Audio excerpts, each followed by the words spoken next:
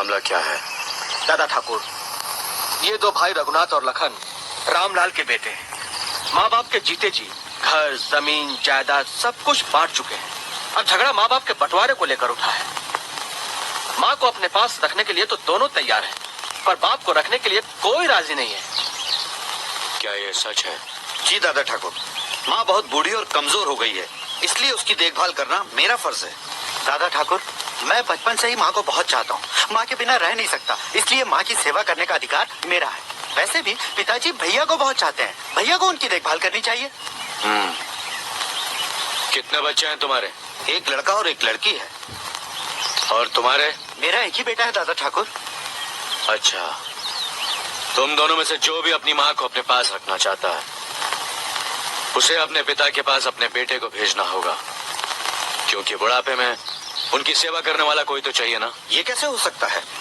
10 साल से जिस बेटे को प्यार से अपने सीने से लगाकर रखा है, उसे अपने से अलग कैसे कर दें? मेरे बेटे के भाग नहीं फूटे हैं जो ससुर जी की सेवा करने का दुख झेले।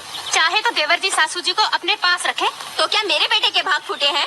सासू जी को भले जेठ जी ले जाएं। मैं अपने बेटे को नहीं भेजूंगा। मैं भी मेरे बेटे को नहीं भेजूंगा। तुम माँ को अपने पास रख लो। नहीं, तुम रखो। तुम रखो। तुम अपने पास रखो। तुम अपने पास रखो। खामोश!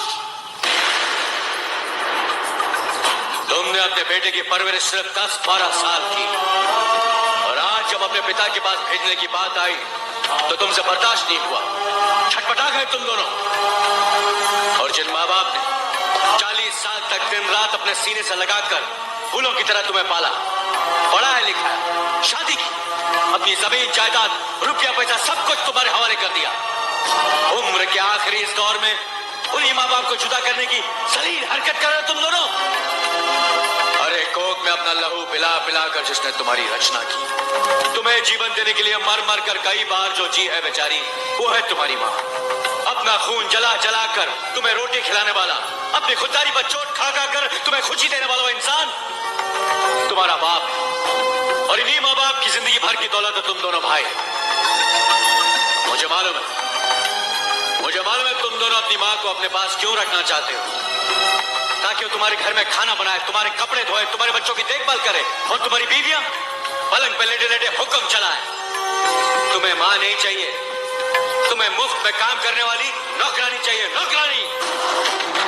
बाप इस बुढ़ापे में कमा नहीं सकता, तुम्हारे खेतों में हल चला नहीं सकता, बोझ लगने लगा है तुम्हें, इसलिए अब तुम्हें बाप की जरूरत नहीं है। और जिस दिन तुम्हारी माँ से भी घर का काम नहीं हो सकेगा, तुम उसे भी कचरे की तरह घर से बाहर फेंक दोगे।